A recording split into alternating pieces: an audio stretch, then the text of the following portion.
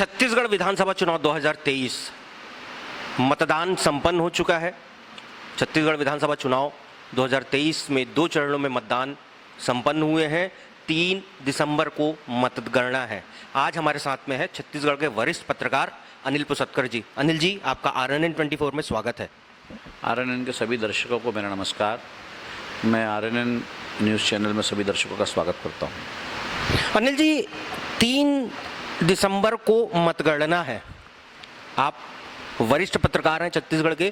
कई सरकारों को आते और जाते देखा है आपने। कई मुख्यमंत्री कार्यकाल देखा, अविभजित मध्य प्रदेश में भी आपने मुख्यमंत्री दिग्विजय सिंह का कार्यकाल देखा है और उससे पहले भी कई मुख्यमंत्रियों के कार्यकाल से आप वाकिफ हैं। आप इस 5 साल के कार्यकाल को कैसे देखते हैं? देखिए, ये 5 साल का जो कार्यकाल है उसमें 2 साल तो कोरोना में चले गए और कोरोना से निपटने के मामले में इस सरकार का काम इसलिए बहुत अच्छा था क्योंकि देखिए, पूरे देश में जो मज़दूर है वो छत्तीसगढ़ से जाते हैं और जब कोरोना का संक्रमण हुआ तो सारे मज़दूर वापस लौटे थे और कोरोना को साथ लेकर लौटे थे। ऐसे समय में जो इस सरकार ने 2 साल काम किया वो अद्भुत था, बेमिसाल था। मैनेजमेंट जो था वो बहुत अच्छा था। उसके साथ साथ इकोनॉमी को भी जो है उन्होंने लड़खड़ाने दिया, वो बहुत अच्छा था। और फिर उसके बाद जैसा हमेशा होता है कि लगातार परफॉर्मेंस एक समान नहीं रहता। फिर सरकार का परफॉर्मेंस फिर पॉलिटिकल हुआ, फिर बिखरने लगा। अफसरशाही भी हावी हुई कुछ हद तक। हालांकि अफसरशाही इस सरकार पर पूरी तरह हावी नहीं हो पाई, लेकिन एक अजीब सी बात इस सरकार में देखने मिली। कभी भी ट्रांसफ़र हो जाता था किसी का तो अधिकारी भी जो है वो मन मार कर काम करता था। उसको मालूम रहता था, उसको खुद को नहीं मालूम रहता था कितने समय तक रहना है। उसको मालूम रहता था कभी भी चले जाना है। तो बाद के 3 साल जो है पहले 2 साल की तुलना में अच्छे नहीं रहे। आपने कहा अधिकारियों का ट्रांसफर कभी भी हो जाता था। मुख्यमंत्री, जो भूतपूर्व मुख्यमंत्री रमन सिंह, भारतीय जनता पार्टी के वरिष्ठ नेता, लगातार ये आरोप लगा रहे थे कि इस सरकार ने एक तबादला उद्योग को पनपाया है। देखिए, अब वो तो उनका राजनीतिक दृष्टिकोण है और उनका अधिकार भी है। उनका अधिकार नहीं, उनका कर्तव्य भी है कि इस सरकार को घेरे, इस सरकार पर आरोप लगाए। तो वह रमन सिंह क्या कहते थे इससे मुझे कोई लेना देना नहीं है, लेकिन फिर भी इसमें कोई शक नहीं कि यहाँ पर तबादले थोक के भाव में कभी भी हो जाते थे। तो वो विपक्ष को जो है, जो आप जैसा आपने कहा कि रमन सिंह ने आरोप लगाया, तो विपक्ष को आरोप लगाने का मौका तो ज़रूर देता था। दरअसल जो परंपरा है वो 1 साल 2 साल तो कोई भी अधिकारी हो उसको समझने में लग जाता है, उस क्षेत्र विशेष में, नए क्षेत्र विशेष में जाता है। लेकिन उस 1 साल के पहले ही उसको हटा दो तो वो कुछ कर नहीं पाता। तो ये बात ज़रूर है कि तबादले तो ज़रूरत से ज़्यादा हुए हैं। इंफ्रास्ट्रक्चर की बात करें तो इस सरकार में कोई उल्लेखनीय कार्य नहीं दिखते। सड़क, पुल, पुलिया, ऐसे कोई बड़े निर्माण कार्य नहीं दिख रहे हैं जिसको माइलस्टोन वर्क के नाम से जाना जा सके। नहीं, ऐसा तो कहा नहीं जा सकता। देखिए, डेवलपमेंट तो रेगुलर प्रोसेस है और रेगुलर प्रोसेस में जैसी जैसी जो ज़रूरत होती है, जैसी जैसी डिमांड होती है, फिर अगर अपोजिशन ये आरोप लगा रहा है कि इंफ्रास्ट्रक्चर में कोई काम नहीं हुआ, तो आप ही तो कहते थे कि सारा इंफ्रास्ट्रक्चर का काम हमने पूरा कर डाला। जब काम ही कर लिए, पूरा कुछ बचा ही नहीं है, तो आदमी करेगा क्या? सड़क पहले ही बन गए, पुल पहले ही बन गए, कॉलेजेस पहले बन गए और जो मेरे ख्याल से जो पंचायतों की बिल्डिंग है, सारी बिल्डिंग है, सब एक्स्ट्रा बन चुकी है। तो वो अब उसके बाद कुछ करने को है नहीं तो करेगा क्या? लेकिन एक बात ज़रूर है कि जो रूरल इकोनॉमी है, रूरल इकोनॉमी के डेवलपमेंट के मामले में इस सरकार ने बहुत अच्छा काम किया। अगर ये देखा जाए कि अगले 5 साल तक सरकार किसी की भी आए, चाहे भारतीय जनता पार्टी की आए या कांग्रेस की आए, बतौर पत्रकार आपको क्या लगता है कि किन मुद्दों पे सरकार को काम करना चाहिए? विकास के नए आयाम कैसे स्थापित किए जा सकते हैं? देखिए, मेरे हिसाब से तो जो राज्य बना और जिस उद्देश्य से मध्य प्रदेश से हमको अलग किया गया, नहीं तो हम मध्य प्रदेश का हिस्सा हुआ करते थे, तो उस उद्देश्य की पूर्ति होनी चाहिए थी। छोटे राज्य में आपने ये कहकर कि मध्य प्रदेश बहुत बड़ा राज्य है और छत्तीसगढ़ जो है कोना हो जाता था वहाँ के लोगों को जाने में, आने में और वहाँ से सरकार के यहाँ पहुँचने में। उस दौरान संचार के माध्यम भी नहीं थे तो समय लगता है, तो वो समय नहीं लगना चाहिए। वहीं के वहीं सब सारी सुविधाएँ उपलब्ध होनी चाहिए। तो अगर उस उद्देश्य से हुआ है तो मैं समझता हूँ कि 23 साल हो चुके हैं आज राज्य बने, तो 23 सालों में जो हमारी जो विकास की रफ्तार है उसको हम संतोषप्रद तो कह सकते हैं। हम बीमार राज्य थे, बीमार राज्य से एक विकासशील राज्य की श्रेणी में आ गए, ये तो ठीक बात है। लेकिन जितना संसाधन हमारे राज्य में है, मैं इसको रत्नगर्भा वसुंधरा कहता हूँ। रत्नगर्भा वसुंधरा, इस वसुंधरा के गर्भ में इतने रत्न हैं, रत्न ही रत्न हैं। एटॉमिक मिनरल भी हैं, फिर आपके पास जंगल है, कोयला है, सीमेंट है, लोहा है, और क्या चाहिए आपको? फिर मैन पावर भी है।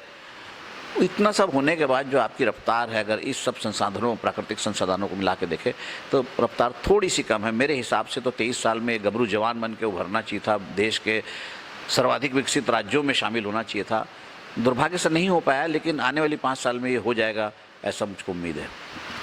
3 दिसंबर को मतगणना है, पटकथाएं अभी से लिखना शुरू कर दी गई है। ईवीएम को दोष, बैलेट पेपर इधर उधर हो जाना, अधिकारियों पर दोषारोपण, इसको किस नज़रिए से देखते हैं आप? देखिए, ये तो रूल रहता है, जैसा रूल जो है वो अकॉर्डिंग टू रूल होता है। रूलर है तो अपनी डफली बजाएगा, अपोजिशन में है तो वो अपनी डफली बजाएगा। तो मौका, देखिए, हार के तो बहाने होते ही हैं। जीत का जश्न होता है और हार की समीक्षा होती है, कोई नई बात नहीं है। जो जीतता है वो जश्न मनाता है, पटाखे फोड़ता है, उसको होश ही नहीं रहता वो क्यों जीता है, वो अपने कारण जीता है या सामने वाली गलतियों के कारण जीता है, वो उसको कोई मतलब नहीं होता, वो जश्न मनाता है। और समीक्षा तो फिर करना ही पड़ता है। हारे हैं तो क्यों हारे हैं, वो सारी हार के समीक्षा के कारण उनको पहले से मालूम रहते हैं, लेकिन उस समय ध्यान नहीं देते। फिर हारने के बाद समीक्षा करते हैं, और समीक्षा का क्या होता है, कोई उससे सीखता तो है नहीं। तो ये चलते रहेगा, ये सतत प्रक्रिया है लोकतंत्र का। कोयला है, सीमेंट है, लोहा है, और क्या चाहिए आपको? फिर मैन पावर भी है। इतना सब होने के बाद जो आपकी रफ्तार है, अगर इस सब संसाधनों, प्राकृतिक संसाधनों को मिला के देखें तो रफ्तार थोड़ी सी कम है। मेरे हिसाब से तो 23 साल में गबरू जवान बन के उभरना चाहिए था, देश के सर्वाधिक विकसित राज्यों में शामिल होना चाहिए था। दुर्भाग्य से नहीं हो पाया, लेकिन आने वाली 5 साल में ये हो जाएगा, ऐसा मुझको उम्मीद है। 3 दिसंबर को मतगणना है, पटकथाएं अभी से लिखना शुरू कर दी गई है। ईवीएम को दोष, बैलेट पेपर इधर उधर हो जाना, अधिकारियों पर दोषारोपण, इसको किस नज़रिए से देखते हैं आप? देखिए, ये तो रूल रहता है, जैसा रूल जो है वो अकॉर्डिंग टू रूल होता है। रूलर है तो अपनी डफली बजाएगा, अपोजिशन में है तो वो अपनी डफली बजाएगा। तो मौका, देखिए, हार के तो बहाने होते ही हैं। जीत का जश्न होता है और हार की समीक्षा होती है, कोई नई बात नहीं है। जो जीतता है वो जश्न मनाता है, पटाखे फोड़ता है, उसको होश ही नहीं रहता वो क्यों जीता है, वो अपने कारण जीता है या सामने वाली गलतियों के कारण जीता है, वो उसको कोई मतलब नहीं होता, वो जश्न मनाता है। और समीक्षा तो फिर करना ही पड़ता है। हारे हैं तो क्यों हारे हैं, वो सारी हार के समीक्षा के कारण उनको पहले से मालूम रहते हैं, लेकिन उस समय ध्यान नहीं देते। फिर हारने के बाद समीक्षा करते हैं, और समीक्षा का क्या होता है, कोई उससे सीखता तो है नहीं। तो ये चलते रहेगा, ये सतत प्रक्रिया है लोकतंत्र का, जो इसको कह सकते हैं कि एक त्यौहार है ये। वोटिंग परसेंट की बात करें तो ग्रामीण क्षेत्रों में अति उत्साह में मतदान हुआ है, 82, 84, 86, 87% तक गया है, जबकि शहरी मतदाता उदासीन थे मतदान को लेकर। अब देखिए, जो हम तो छोटे प्रदेश, छत्तीसगढ़ को छोटा प्रदेश बोलते हैं, पिछड़ा प्रदेश बोलते हैं, वहाँ की राजधानी के छोटे से पत्रकार हैं। देश के बड़े बड़े पंडित जो छत्तीसगढ़ को पिछड़ा कहते हैं, उनके मुंह पे करारा तमाचा है गांव के लोगों का, आदिवासी क्षेत्र के लोगों का। आदिवासी लोगों के जो हमारे मतदाता है, जागरूकता उनकी जो है, वो बड़े बड़े जो प्रकांड पंडित है, जो बैठ के अपने आप को पंडित बताते हैं, जो छत्तीसगढ़ को पिछड़ा कहते हैं, उनके मुँह पे कालिक पूत दी उन लोगों ने। इतना मतदान तो बड़े बड़े शहरी क्षेत्रों में नहीं होता। और आपका जो दूसरा सवाल जो है वो बहुत महत्वपूर्ण है कि शहरी क्षेत्रों में उदासीनता दिखी। तो शहरी क्षेत्र में उदासीनता क्यों नहीं रहेगी? शहर के लिए किसी पार्टी की घोषणा पत्र में होता क्या है? कुछ नहीं होता। जब सब गांव के लिए है, किसान के लिए है, खेत के लिए है, मजदूर के लिए है, आदिवासी के लिए है, तो फिर गांव का आदमी करेगा क्या? वो क्यों वोट देगा? उसके लिए कुछ तो हो। सबसे बड़ी बात अगर ये देखी जाए, जो आपने घोषणा पत्र की बात की है, तो कहीं ना कहीं शहरी मतदाताओं को पूरी तरीके से भुला दिया गया है, जबकि वो बड़ा टैक्स पेयर है, बड़े रोल निभाता है कहीं ना कहीं राज्य सरकार में, केंद्र सरकार में। देखिए, अब आना पड़ेगा उस तरफ। सारी जो सरकारी जो एजेंसियां हैं उस तरफ ध्यान दे रही है, और अब जो है राजनीतिक पार्टियों को भी उस तरफ ध्यान देना पड़ेगा। अब जैसे पहले शेड्यूल कास्ट शेड्यूल ट्राइब की ही बात की जाती थी, आज ओबीसी की बात करने लग गए हैं। ओबीसी एक बड़ा चंक है। उसी तरह जो है लेबर क्लास, लोअर क्लास, इस पर जो राजनीतिक पार्टियां ध्यान देती थी, जो इनका वोट बैंक होता था, उनको ये समझ में आ गया है कि अपर क्लास को ध्यान दे ना दे, वो वोट देता भी नहीं। लेकिन जो मिडिल क्लास है वो एक बड़ा टैक्स पेयर है, एक बड़ा वोट बैंक है, तो मिडिल क्लास की बात अब सब करने लगे हैं। और आप चिंता मत कीजिए, आने वाले 2-4 चुनाव में मिडिल क्लास जो है सबसे बड़ा वोट बैंक रहेगा। 3 दिसंबर मतगणना की बात करें तो क्या संभावनाएं नजर आ रही हैं आपको छत्तीसगढ़ में सरकार बनाने के लिए?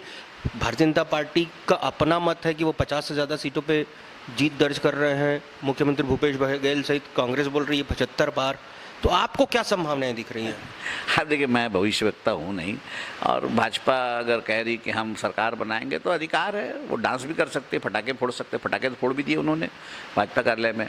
और भूपेश बघेल सरकार भी ये कर सकती है, उनको भी हक है कि, और फिर जो लड़ रहा है, चाहे भूपेश बघेल सर हो या रमन सिंह हो या आम आदमी पार्टी बोली हम सरकार बनाएंगे, हम तो वो तो पैसा कानून लगाने के लिए तैयार बैठे हैं हो सकता है लगाई दे, जीते आ रहे।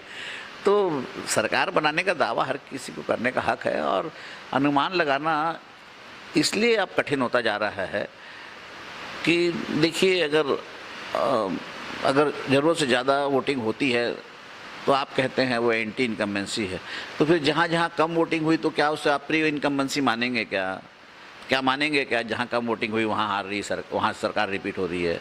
तो इसलिए अब जो है मतदाता बहुत समझदार हो गया है, खामोश है, और उसकी खामोशी जो है तूफान के पहले की खामोशी है। वो बताती है कि छत्तीसगढ़ में जो है वो सरकार जो है वो उनको चुनना आता है। और अभी तक तो छत्तीसगढ़ का मतदाता इस मामले में बहुत जागरूक साबित हुआ है। उसने पूर्ण बहुमत की सरकार ही दी है, कभी यहाँ पर हंग असेंबली नहीं आई है। तो मुझे उम्मीद है कि इस बार भी जो है सरकार कंप्लीट मेजॉरिटी, एब्सोल्यूट मेजॉरिटी की रहेगी, चाहे किसी पार्टी बने। आपने कहा मतदाता खामोश है। आज भी आकलन और विश्लेषण की बात करें तो अभी भी पता नहीं चल पा रहा है कि क्या मना स्थिति है मतदाताओं की। अरे तो जो खामोश है, जो बोलना ही नहीं चाह रहा है, जो कुछ कहना ही नहीं चाह रहा है, जो रिएक्ट नहीं कर रहा है, तो आप कैसे आकलन कर लोगे? बैठ के आकलन कर लोगे? दिल्ली के पंडित लोग कर सकते हैं एग्जिट पोल, और उससे हम नहीं कर सकते। तो ये देखिए, ये सब जो है वो अनुमान और अंदाज, तो फिर उसके लिए फिर मेरे को एक मिट्टू भी खरीदना पड़ेगा। तो मिट्टू तो नहीं खरीद पाऊंगा मैं, अंदाज नहीं बताया जा सकता। देखिए, मतदाता जो है वाकई में बहुत, और फिर छत्तीसगढ़ को आप मतलब जो दूसरे राज्यों की तुलना में बहुत विभिन्न है, बहुत अलग है छत्तीसगढ़ अलग भी है। छत्तीसगढ़ चाहे भौगोलिक परिस्थितियों के कारण कह लीजिए, भाषाई उसके आधार पर कह लीजिए, बहुत अलग है एक दूसरे से। सरगुजा में सरगुजिया चलती है, तो बस्तर में हल्बी और गोंडी चलती है। जो बसना सरायपाली तरफ उड़ीसा मिश्रित छत्तीसगढ़ी चलती है, तो डोंगरगढ़ के पीछे में मराठी मिश्रित छत्तीसगढ़ी चलती है, मैदान में छत्तीसगढ़ी चलती है। तो आप यहाँ पे एक हिस्से को दूसरे हिस्से से जोड़कर नहीं देख सकते। और एक तरफा जो है, ये वैसे भी वही भारत की जो है लोकतंत्र की जो है शान है ये, कि कभी ऐसा होता नहीं कि एक कोई सबके दिमाग में एक बात हो। अगर सबके दिमाग में एक बात होती तो फिर तो लोकतंत्र रहता नहीं ना। विपक्ष भी तो आता ही है, विपक्ष को भी तो लोग वोट देते ही हैं। चलिए, हमारे साथ थे अनिल जी। मैं RNN 24 से पंकज विश्वकर्मा, साथी कैमरा पर्सन नोहर सोनकर के साथ।